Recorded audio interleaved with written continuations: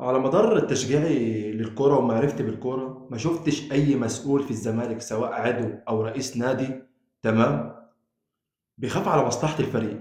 كله كله عاشق للحديدة وعايز يركب الترند ويبقى رقم واحد، سواء عضو مجلس إدارة سواء رئيس نادي. يعني تصريح أحمد سليمان من التصريحات اللي هي بتبين إن مفيش عقلية إدارية في نادي الزمالك كويسة. أنا كأهلاوي أنا نفسي نادي الزمالك يبقى منافس ليا، ما أنا مش هنافس نفسي.